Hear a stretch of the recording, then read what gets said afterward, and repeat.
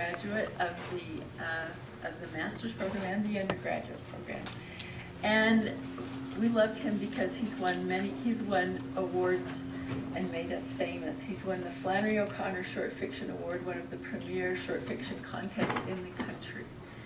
So we welcome him, and we really appreciate him being here. And also, he can teach you how to use Mormon characters in stories that have been published in journals across America. So he's a good example of that. My first announcement is always, please silence your cell phones so they won't go off during the reading.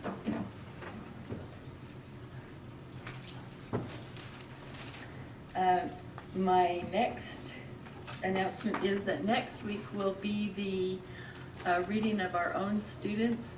We're close to making the decision, haven't quite made them all yet, but you will be informed. Those who entered the contest will be informed by the end of the day as to who the winners are. And there will be publicity up next week indicating who our readers are. And they're very fine. It's very fine work. It's one of our best readings. So we hope to see you next week.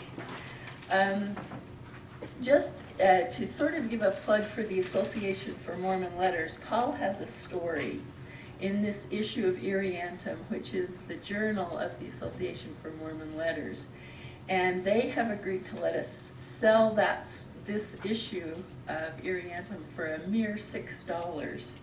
So if you would like to get a copy of a periodical that has lots of interesting things about Mormon art, Mormon literature, as well as an additional story by Paul. These will be on sale for a mere $6 at the reception after the reading.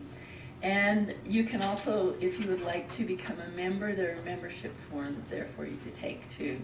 And students get a real deal.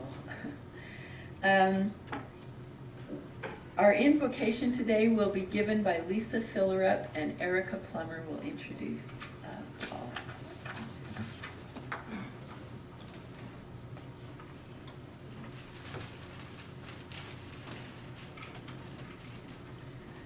Our dear, kind Heavenly Father, we're grateful for this beautiful day and feel grateful to be students at this university.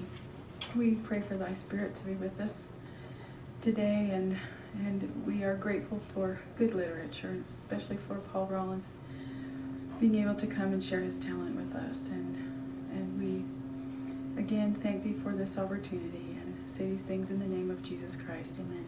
Amen.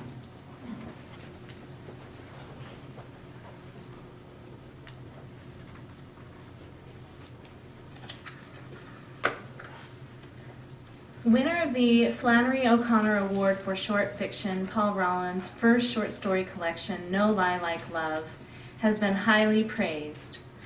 Other awards include 4 Utah Arts Council Awards, first prize in the PRISM International Short Story Competition, and an Association for Mormon Letters Award for Fiction. Rawlins has published in such outstanding literary journals as Glimmer Train, Ethot, Western Humanities Review, Image, and Iriantum. Rawlins is a graduate of BYU, receiving his BA in 1989 and his MA in fiction in 1992. His work is highly praised. Publishers Weekly call his collection of stories, No Lie Like Love, impeccably crafted, and in Booklist, Joanne Wilkinson wrote that his stories are filled with a yearning for the transforming power of love. These quiet, accomplished stories overflow with compassion. When I read a story like No Lie Like Love, and I come across a description of Maureen Cowley, one of his characters, that reads, I liked Maureen Cowley without ever meaning to and without ever loving her. Maureen Cowley was dumb and she had a horsey face. She looked wall-eyed when she had her hair pulled back, the way she wore it when she was slopping together shakes and Dagwood sandwiches at Mackenzie's. This description reminds me, as a writer, that when stories examine issues such as love, bankrupt dreams, illness, and death, that there is a place for joy, play, and fun. We wholeheartedly welcome Paul Rawlins.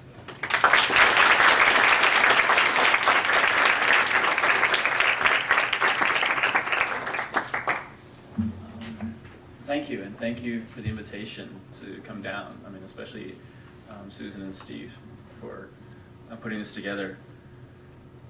Two things I should say. One is I have a tendency to mumble sometimes, so if you can't hear, just shout or something. And I also found I tend to start moving around when I read, so again, if you can't hear, just tell me to stop it or something, or just yell out. I was going to read a different story, but I thought that this audience might be a good place for this one. So I'm going to read a story that appeared earlier this year in Image called The Garden. If I can find it. Okay.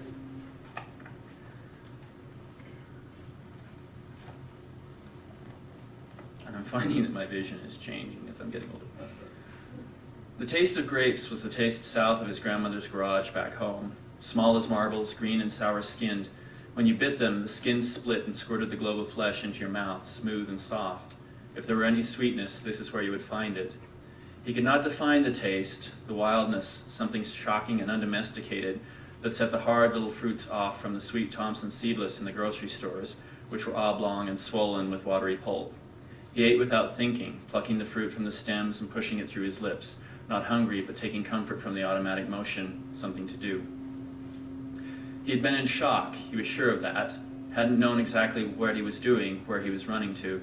His companion, Elder Porter, had been with him, but not for very long. Whether they had split up out of instinct, whether they had gotten separated or disagreed over a turn to the left or right, or if he had simply sprinted on ahead, he didn't know. He had thrashed through yards of trash, flung himself over fences, run through weeds and over the hard-packed ground where children played, past doors where young men stood abruptly and shouted or stared, or sometimes they gave chase, but he weaved and scrambled. He had no plan, didn't know where he was going. I don't know where I'm going. So there was little advantage for those chasing him who might have known the alleys and footpaths, all the tricks and dangers of the township. All the sounds were shouts. All he felt was fear.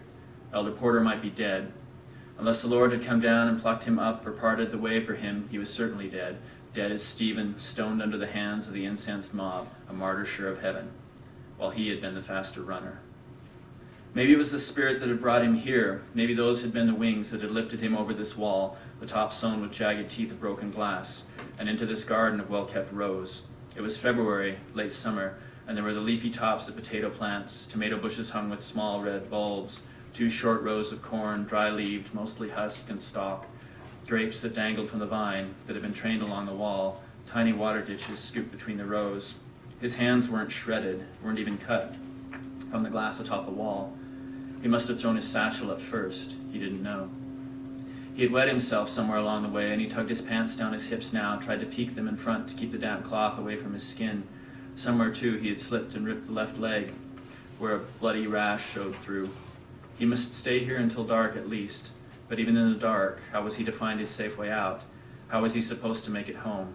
He heard shouts from the street and pushed himself deeper in the vines. For any chance he had, he might as well be on the moon. They had turned a corner, he and Elder Porter. They had not heard any news that day. They had not been paying attention, missed the clues. They were coming from a good appointment. A family named Fiss was going to be baptized. There were 6 of them, 3 of them over 8 years old, the age of accountability required for the ordinance. The Fisses had come to church. They called the elders Engelkies, little angels, who had brought them the truth from God. He had been excited, jabbering with his companion about the upcoming baptismal service, enjoying for the first time success in the work, the sheaves they were gathering in.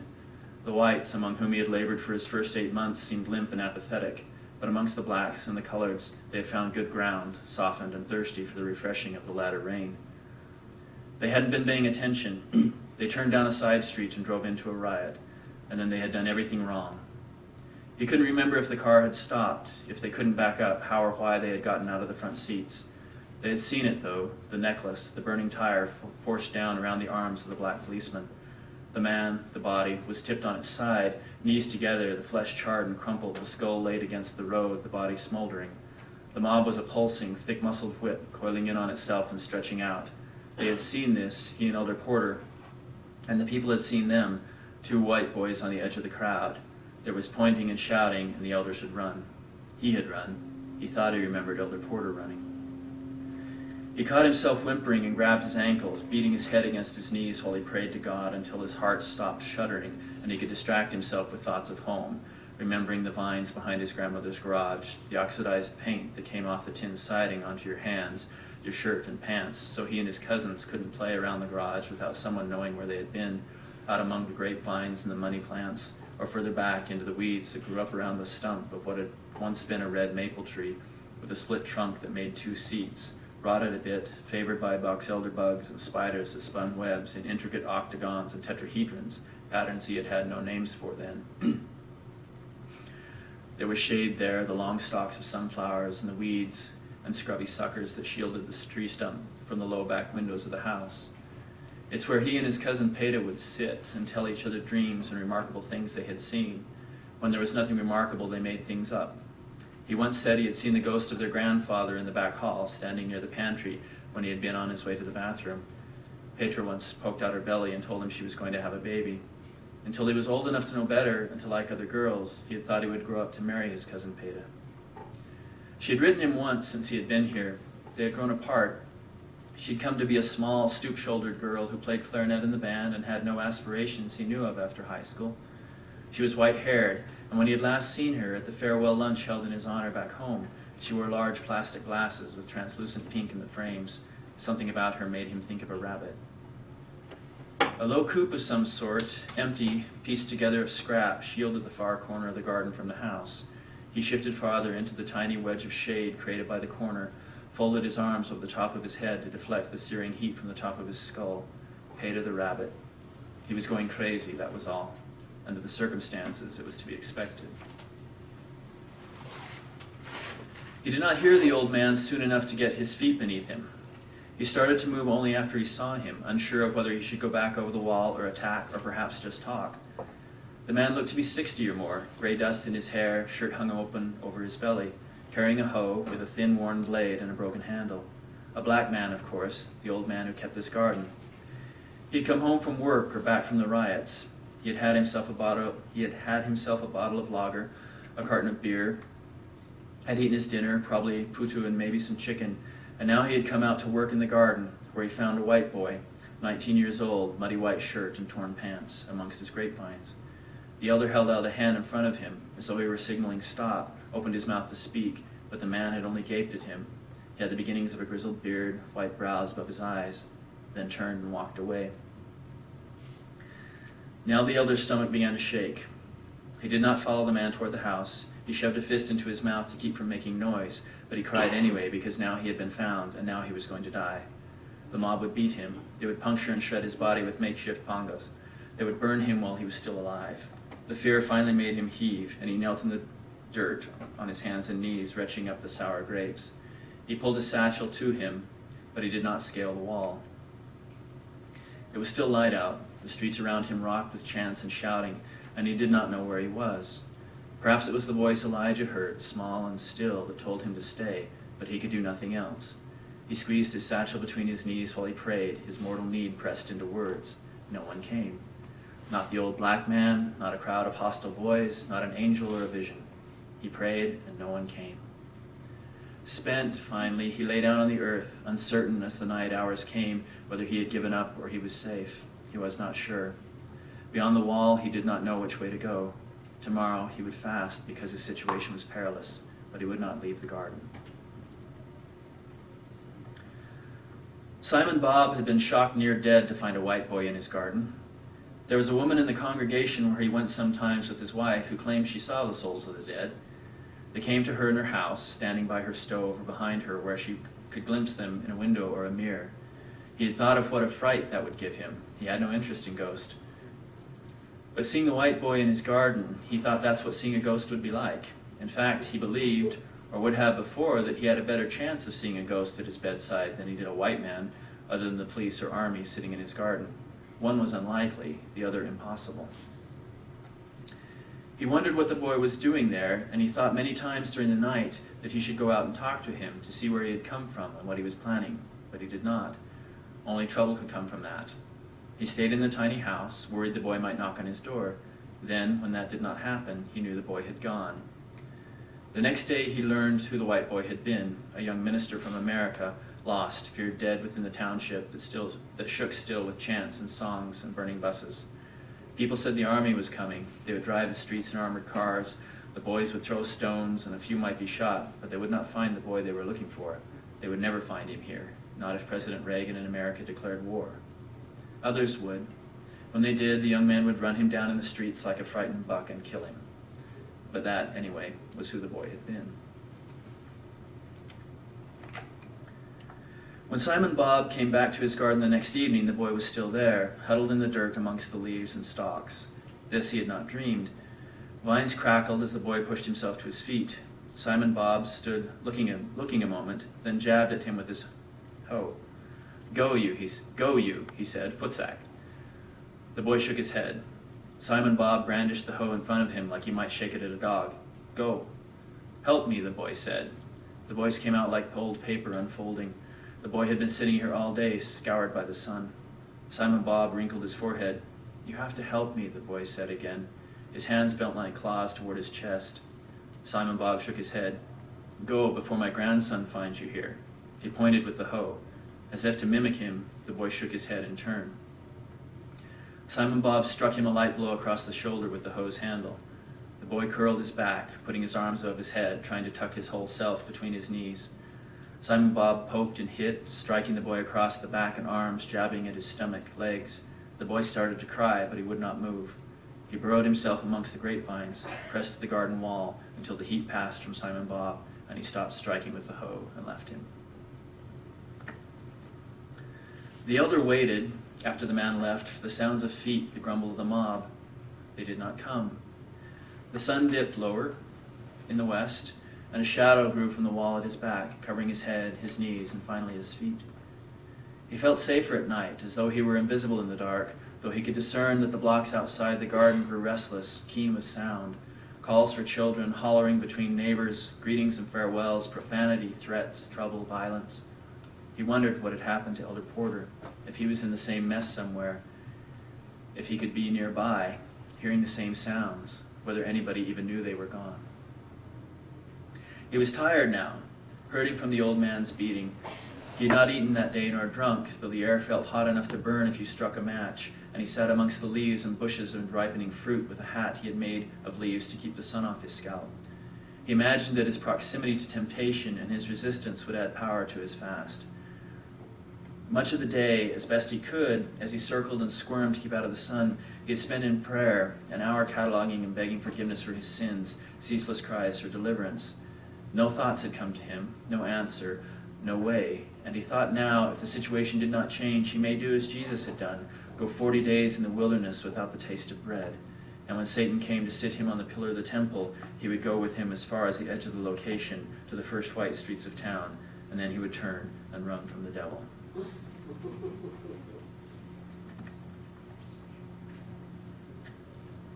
Matches for the lamp lay on the wood-top table beside him, but Simon Bob sat in the growing darkness of his house, the hoe laid across his lap, drinking beer after beer brought to him from a shebeen by a young boy he had hollered at from his open door. He could be killed for hitting a white man. He could be killed by others for letting him go.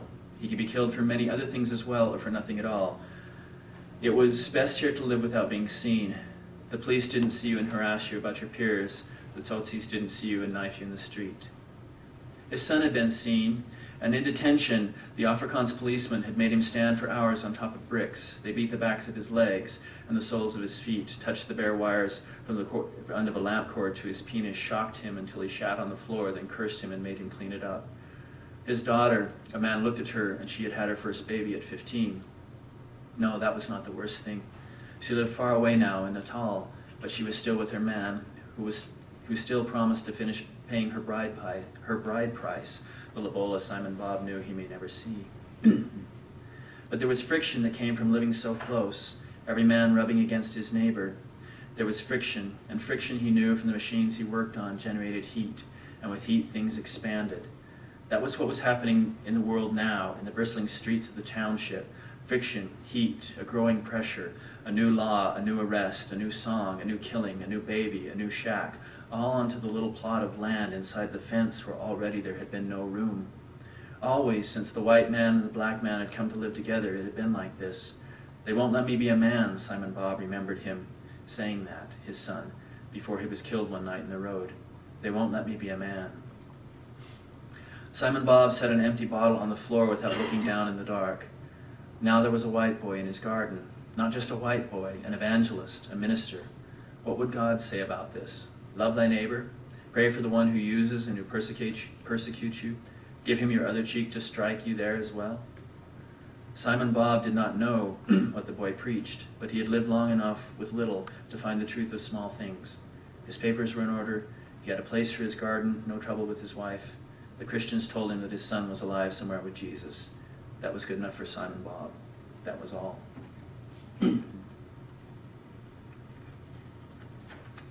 Everyone, his friends, his brothers and cousins, the girls, all excited when he told them what the letter from Salt Lake City had said, Africa. They all knew boys being sent as missionaries to Europe or South America, the Philippines, but Africa. He had pictured himself rumbling through the bush in a Land Rover, ignorant. On the news, the place was on fire. Winnie Mandela telling the crowd that with their matchbooks and their necklaces they would set the country free. His mother was going to write the church, tell them they couldn't send her son into a war zone. There was always a war, his father had told her. The son was enlisting in the army of God. He was already at war with the world. He had come, bleary-eyed and dry-mouthed after the long flight across the Atlantic. The jet lag, the difference of a dozen time zones dogged him for a week. His companion bent the rules, let him sleep late, find his feet. For 9 months he saw no war here. He tracked it, knocked on doors in the white cities and the suburbs, asked the black maids who answered for glasses of water, promising to come back when the missus was at home. The people weren't interested in their message. The people had their own church. The people didn't care, and sometimes his companions didn't care much either. He talked very little about the gospel in those first months. He was homesick. He grew despondent, then indifferent himself and lazy. He learned about surfboards, diamonds, politics. The blacks fought amongst themselves. They were superstitious. They had no education. They stole. Yeah, apartheid. There would be hell to pay someday. Yeah, the Americans didn't understand it, didn't know they're blacks. It was going to take time, that's all. Time to bring them along. There were riots, but they happened in the townships, the locations, the growths that attached themselves by asphalt veins and a ceaseless string of Putco buses to the cities. There were killings there, necklacings. There was danger. The townships, that's where the war was. And that's where the elders wanted to go, where he had been transferred after 9 months. They could not live there, but the township was their field of labor, a field black and ready to harvest. He had not been sent as a reward for faithful service, but perhaps as a project for reclamation. Here the world was different. Here his companion was Elder Porter, nervous and willing. Here they did not knock on endless doors like salesmen. Here they served, struggling to look after the needs of their people. They taught in homes where one convert invited half a dozen friends to share what he had found. Their car served as taxi, supply wagon, ambulance. Here he had begun to find a sweet taste to the work. He had begun to hurry, had making up to do, lost time. They had first met with the Fisk family only 3 weeks ago. This was what it was supposed to be like. That's what he was getting ready to say to Elder Porter when they had turned that corner. This, a family brought to God, whom he, for perhaps the first time in his life, was coming to know himself. He leaned against the garden wall. He had been waiting on God. He had been waiting for the old man in the house to come back with a policeman or an army sergeant. He had been waiting for God to pluck him up and spirit him away, to sleep, wake, and find himself miraculously somewhere else, to feel the assurance that he could rise up and walk unnoticed through the streets, the eyes of his enemies holden, and pass through the crowds like Jesus did through the Pharisees at the temple.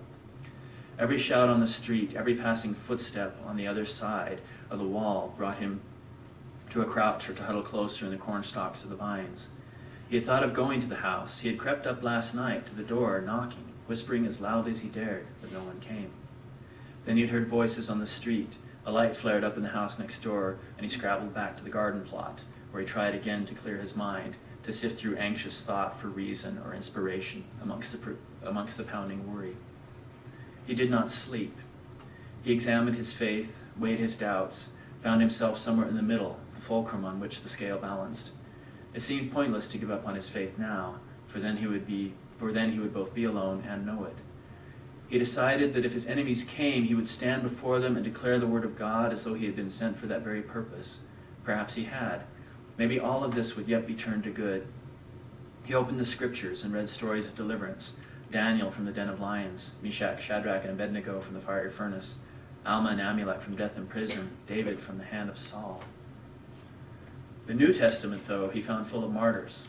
James, Stephen, the saints who were stoned or sawn asunder, even Peter and Paul in time. His legs cramped from sitting, so he stood to stretch them, though he could not stand straight, or his head would appear above the wall. His stomach grumbled and his bowels were loose. A martyr to the cause was assured his place in heaven. The thought gave him no comfort. "You have to help me," the elder said. Simon Bob had hoped, though he had not been so certain this time, that the boy would creep off during the night, and then it would never have happened. But the boy did not go. He had peeked early in the morning and seen him there still, and the thought of this troubled him that day. His wife would not come until the weekend. Daniel, son of his own dead son, did not come around home much. If he did and found the boy, that would be the end of the trouble. "I did not put you here," Simon Bob said. "You climbed my wall to get in. Climb it tonight and get away." "I'll never get away. I don't even know where I am." "I can't help you." "Why not? What am I going to do? Call the police. They'll come get me." "No," Simon Bob shook his head. "I want nothing to do with the police." "The army, then. There's somebody you can tell." You do not want to be on the wrong side here," the old man said. The worst thing was to be thought a traitor, and there were so many sides, so many to be offended. "Nobody will know if you just call the police." "Everyone will know. It is 2 miles to the police station, and then I must bring them back here to my house, and then I must bring them to you in my garden, and all the neighbors will say, 'What are you growing back there, Simon?'" The old man rubbed at his scalp. The boy's face was dirty and his hands, his eyes were tired and red. "What are you doing here?" he said. "I was running." "You're an American. What are you doing in South Africa? Won't they make all the Americans go home soon?" "I'm a missionary," the elder explained. We come here to tell people about the Church of Jesus Christ." "You're a Christian," Simon Bob said. "Yes," he nodded. "Yes, the name of the church is the Church of Jesus Christ of Latter-day Saints." The old man said nothing. "Do you believe in God?" the elder said. Automatically he reached for his bag. Still Simon Bob stared down at the elder. He did not look as though he had heard a word. "Don't you think God would want you to help me? Maybe God brought me here because you're the only one who could help." "Is your God in that book?" Simon Bob said. He pointed to the binder the boy had dragged from his satchel. The elder tipped up the cover, then thumbed through the pages. Simon Bob waited. Finally the boy turned a page toward him. There were 3 people in the picture, 2 men with white hair and white beards floating in the air with a glow around them, and beneath them another on the ground, his arm tipped up as though to shield his face. "Your God is white," Simon Bob said. "Jesus was an Arab, I think, something like that," the elder said, fudging. Simon Bob smiled. "Then he must stay over in the Indian township. We need many gods here. The Afrikaner's God says we are the cursed children of Ham. The Englishman's God, he says many different things. The Indians, they need many gods too, because theirs is a land like ours of many people. We believe there's one God and one Jesus." "I think so too," Simon Bob said. "Who is this?" He pointed to the 3rd man in the picture. "Joseph Smith," the elder said, "God's prophet."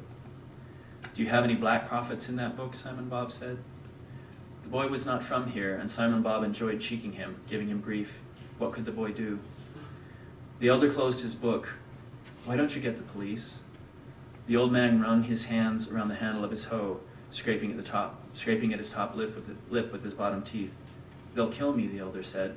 "They might kill me too," Simon Bob said. "There is no leaving for me." "I wish you could," the elder said. Simon Bob looked at him. "That way is east," he said, pointing behind the elder's shoulder and past the wall. "You must go that way." This time the boy followed toward the house. Simon Bob did not go inside, but walked through the narrow gap between his house and the one to the west, toward the street where the boy would not go. He reached the street himself and stopped. There were few people out on the block. Tomorrow that would change. The buses would be running again. The mood was calming. People would be going back to work, the flow of bodies that pulsed like a wave, flooding into the white city where the boy in his garden belonged, sucking back out again to fill the black one. What was he supposed to do? Fly? Carry the boy back to the city in a sack? He leaned the hoe against the wall of the house, feeling the heat stored up from the day radiating from the blocks. His grandson's friends, they would kill the boy. They would run him in the street for sport, maybe. They would necklace him, maybe. They would do worse than the policeman had done to his own son. though that was bad enough, and in the end Simon knew in his heart it had killed him, not the drink, not the car. This boy seemed very young in a manner his own son, his grandson, had not been for very long. He was taller than Simon Bob, with a narrow waist, sloping shoulders, blonde hair matted and greasy from 3 days in his garden. He was not from here. The boy was a Christian. Simon would give him over to the Christians. God then could do with him as what he wanted. He set off walking toward the church. It would be out of his hands. Sorry, I'm trying to read the clock, and I'm nearsighted and I can't see. Okay, I think we're good. The lost boy, the white boy, he is in my garden, Simon Bob explained it to his pastor. Does anyone know he is there? If anyone knew, he would be dead. He was alive when I left him, and if he is alive there still, then nobody knows. Is he safe there? Does your grandson know? He has been there 3 days. My grandson is not at home, and when he is not in the garden where there is work to be done. I can't imagine that he will be safe in your garden. Can you hide him in your house? No, Simon Bob said. The pastor pursed his lips to think, bearing down on Simon Bob without speaking a word. He was a man, Simon Bob knew, who loved a mountain. When there had been a church to build, he had gone from house to house like a crafty beggar, supplicating in the name of the Lord with a heavy hand on your shoulder. He looked down on Simon Bob now with an aspect of gentle thought, bulging eyes with hardly any brows, lips parted as though he were about to whistle. You couldn't bring him here? No, of course not, the pastor said. We need a car. I have no car. We need a car. The pastor was waving a finger. Go and see that he is still there. Simon Bob nodded and turned back home.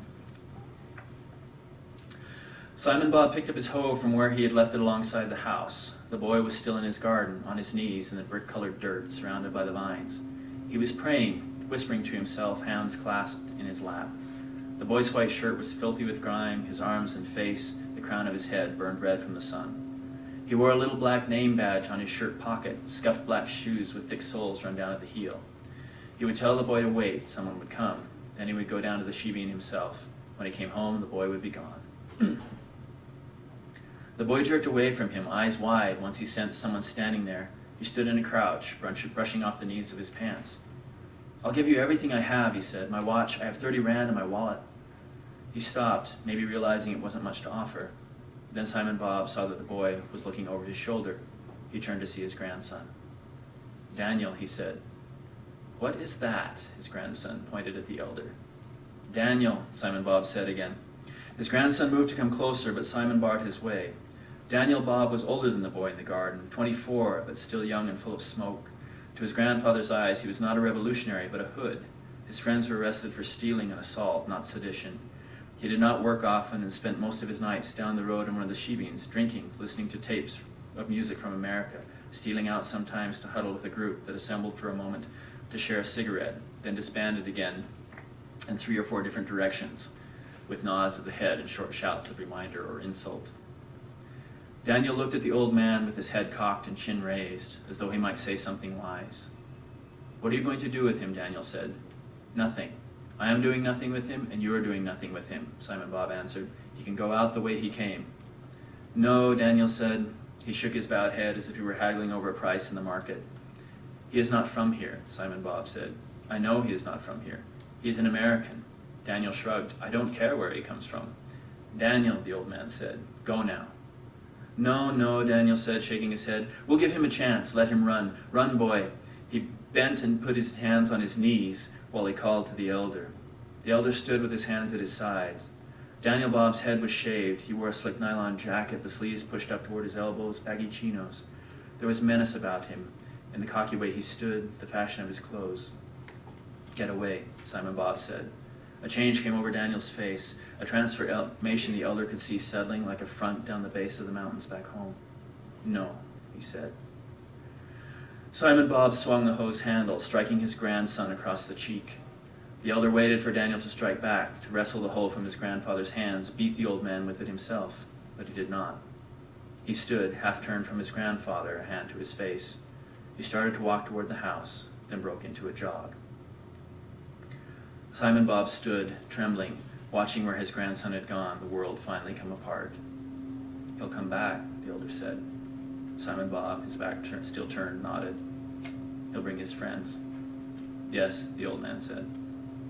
The boy's legs gave out, and he sank down against the garden wall, feeling the grit of the bricks scraping at his back as his shirt rode up. It was done now. Simon Bob stood there, still watching where the grandson had gone, twisting the wooden handle of the hoe in his hands. Finally, he turned to the boy behind him. "Come," he said. The elder heard them first, the harsh shouts from the knot of young men down the dirt street and kitty corner to the house. They stood looking at one another, the white elder and Simon Bob, who had hold of him by the shoulder, and the young black men down the street. The street was like dozens the elder had seen, packed dirt, water tap with a skid of mud the shape of a pennant in front of it. Houses of blown block and adobe with corrugated zinc roofs, dust on everything, giving the whole world here the texture of sandpaper. Streets and houses full of people whom he loved and feared, an alien world of stupefying want where he could labor but could not live, where some would kill him and some would call him angel, and he with his imperfect heart could not tell one from the other and probably could not love both. From the corner, Daniel whistled and pointed. The elder wrenched himself from the old man's grip. It was too late, but he would run now that he had a direction, away from the crowd of men on the corner. He took a few hopping steps to the side, putting the old man between them, putting him on their side, as though the old man had brought him not for deliverance, but to be delivered. He was hopping, edging sideways toward the opposite corner, trying to pick a road, as if he were testing the young men to make sure of their intentions, taunting them, egging them on to race. They stood smiling and talking amongst themselves, looking his way. They would bait him longer. They weren't ready to run yet. He would run. He did not think about his martyr's death. The fear in his body had turned to fuel. There was another sound, a coming cloud of unison and heft. He had not noticed it until the crowd came spilling around the corner closest to him, from the direction he was prancing toward. It was the sound of the crowd again, rhythmic, raised voices, clapping hands. People were stepping out of doors to see. Some joined in, women clapping and starting to sing, children, little ones coming out in the dirt yards to dance. A choir dressed in purple robes filled the street from side to side, singing in Zulu or Xhosa. The elder didn't know the tune. The words came to him only as sound, harmonious but inexplicable. Some in the choir clapped, some raised their hands. He could see their faces, some with smiles, some with eyes half closed in concentration, as if they would praise their hearts right out through their pores. Some faces were squirrel-cheeked and fat, some heads smooth-pated with a ring of tight gray hair like moss, some with glossy braids or stiff-curled coifs. All the faces dark, blue, black, and brown, all of them singing, all looking beyond him as if there were no white boy gaping at them from the side of the meager road as they came marching, no pack of wolves on the next corner waiting to do murder. They came on, flocking around him in their purple vestments, folding him into their undulating sea as they moved down the street with hands raised high above him so the wide hems of their garments hid his face and shoulders as they bore him away. He was in the midst of the song now, that sound, as though it came out of him in all directions, robed in their purple, urged on by the touch of 100 hands, feet that pressed his own to move. There were other shouts, but the choir pulsed forward, flowing around and past the obstacle, undaunted, unperturbed. He did not see if the old man had been swept up with them. He barely had the wit to follow as the wave took him forward off his own feet. There was a car, the boot gaping open, and then he lay shut inside the lightless trunk, body bent, the hard-worn road beating him at the hip and shoulder as they drove, feeling invisible in the darkness as the sounds of traffic fought around him, praying only not to stop. The old man was not in the car when it pulled off the road outside the township, not among the circle of faces that peered in on him as the lid raised, or the hands that lifted him out of the boot. The strangers asked if he would be all right from here, gave their soft handshakes and good wishes, then climbed back into the lopsided Toyota and made their U-turn while he stood beside the road in his soiled clothes at the edge of town. The streetlights were still cut off in the township. You could see the flicker of fires here and there in the dusk, a white haze like some fallen star that marked the police station. 2 miles, the old man had said, from the garden and the wall. He thought, maybe in that moment when he had broken away, when everybody saw him do it, maybe that had been enough to save the old man. He closed his eyes, trying to see a picture, to assemble words into prayer, lips cracked, his head light from hunger.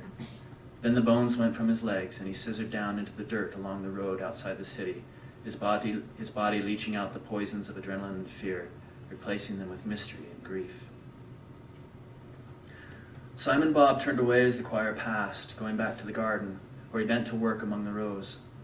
Nothing grew in the thin dust of the township except around the privies, where it fed on human waste. It had taken years to build this soil. He had nursed the ground with scraps of vegetables, chicken dung, blood and bone meal, turned each year's vines and husks and tops back into the plot, built the wall during better days. It was strange luck that had brought the boy here. Good or bad, he could not tell. He would have to wait to hear. In the corner was a pile of grape stems, a flimsy cap fashioned out of leaves. Simon Bob spread the bits about, then chopped at them with his hoe, working them into the earth around the base of the vines. He worked as shadows bloomed along the ground, thinking of a boy, until he heard footsteps coming up behind him. Then he propped his hoe against the garden wall and turned around to meet them. Thanks.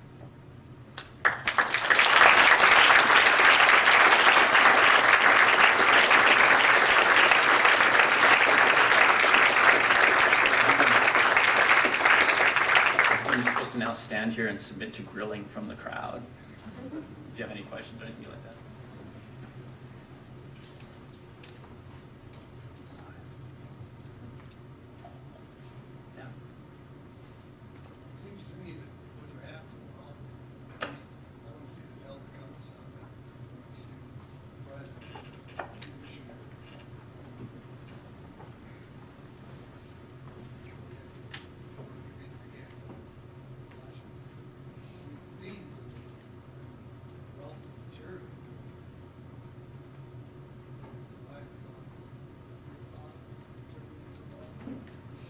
Novels are really long. Sorry. He was saying that there seems to be enough material and themes here for a novel. And have I ever thought about turning this into a novel? I hadn't. I have a story I'm working on now that's actually about 40 pages long. I'm doing a rewrite on it. It's the same sort of thing. I realize there's enough there to flesh out. And I really hadn't thought about that, no. I did. I served a mission in South Africa. Though this would probably not have happened exactly that way. And some of the experiences I borrowed more from a friend of mine than my own.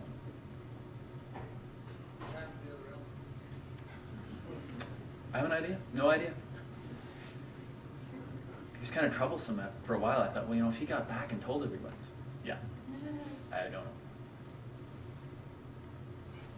Oh, there's one. Sorry. Yeah. Two questions. One, could you tell us a little bit about your experience publishing an image? I know you published at least 2 stories there. And another question is, how do you make available your experience as a woman to a larger audience? Do you have conscious or unconscious rules that you set for yourself? I don't know if you're unconscious, but be aware of them.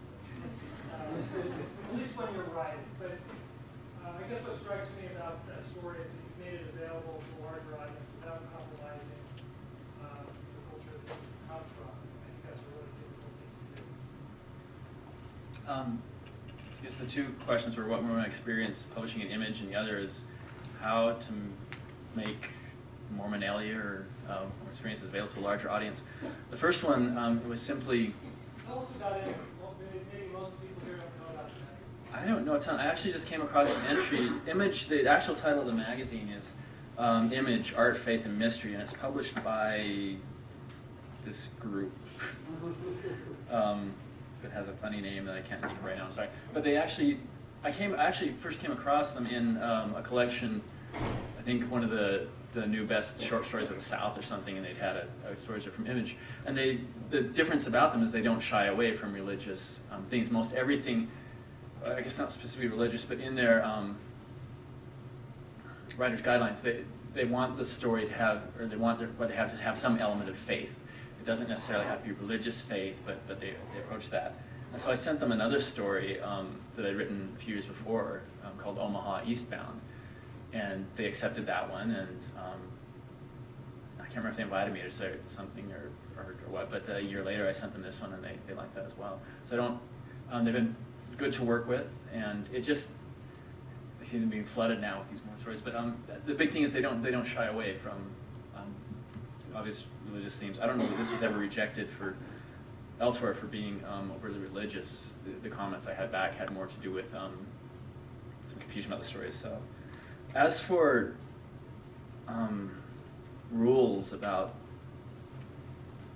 using Mormonism in fiction. I think maybe, I haven't thought about it necessarily as a rule, but the big thing is just not to force it to be there. I mean, this story actually came out of the initial scene. I was just writing one afternoon just as kind of an exercise, and had that the garage was actually a garage behind my grandmother's house, and I had this weird, and it used to be very odd, even more strange than it is now, and I had this scene, and I'm like, well, I've got somebody sitting there. I was like, what are they doing there? Why would they be there? And then I thought, well, I could put an elder there, and then I thought of a kind of what I'm sure was an urban tale of somebody lost in a township, and I kind of went from there.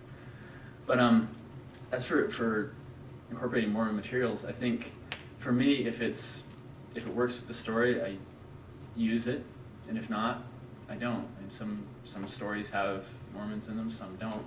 I think the one thing I probably, if I keep anything consciously in mind, is probably just trying to present things in a way that might be understandable to the people. I'm trying to be a little bit, maybe a little bit more generic than you'd have to be for this audience. I mean, trying to consider what might be, our own idiolect, our own vocabulary, trying to avoid some of that.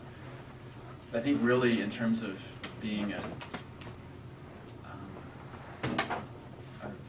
you're a Mormon writer or something, I think it's Charles Baxter or somebody said something about literature. The point of literature is to show us something about what it means to be human. I think that's ultimately the point.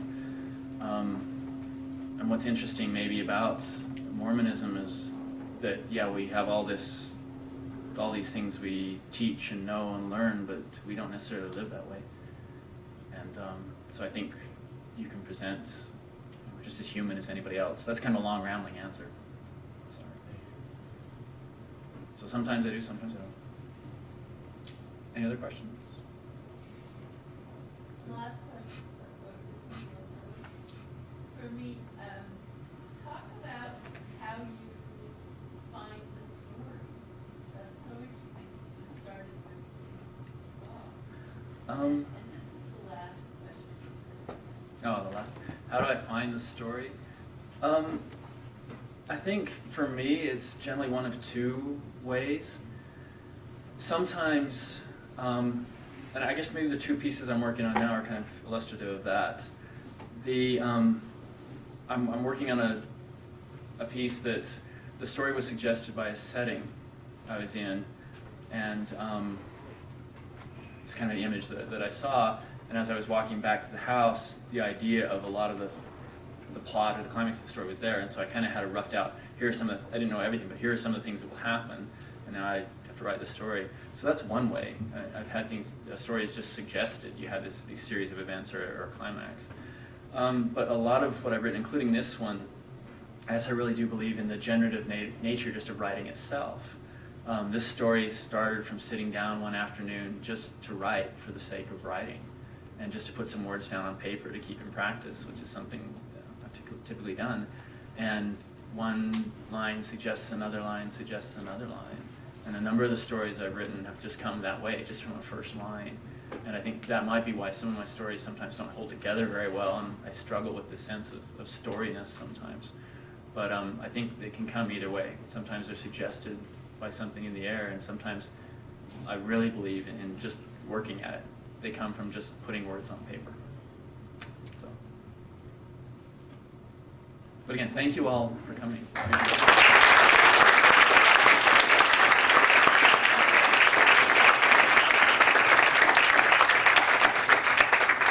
That was a wonderful reading.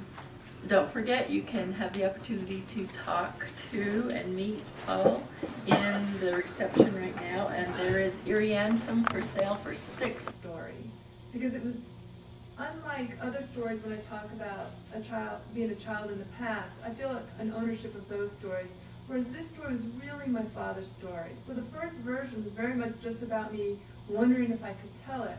I got past that and realized, yes, I can tell it. It affects me, and I tried to find a way in through my son Aiden and through my journal that I kept during those days, a way into the story so that it became mine. And so for a while, that was the version. And then later I thought, you know, I don't know enough about Alaska. I don't know what it would have been like. And that's when I started doing the research, reading, looking on the internet, checking out. The Park Service sent me a bunch of maps. I have maps of the area, information about the landscape, stuff like that. So that was my final kind of move in putting the essay together. This will be the last question. Yes. Yeah. When I write, I find that it helps when I have an emotional driving force behind it. What was your emotional driving force behind the story? Besides the fact that it was your father, it had to be something that you associated with and made you want to tell this story. I write a lot about loss, losses in my own life, loss in general. And when I've come to understand, after writing about loss for a long time, that when I'm writing about loss, I'm not writing about emptiness, but I'm writing about, there's a rabbi that says the only whole heart is a broken one, and I'm writing about the wholeness found in brokenness, if that makes any sense. That these kinds of losses in our life are what connect us to other people and make us whole. And so for me, it was finding the kind of story behind the loss. How does Jerry's death matter to me, but then to others? So that was what I think drove me, getting past beneath the loss and trying to investigate the wholeness there. Thank you. Thank you so much for coming.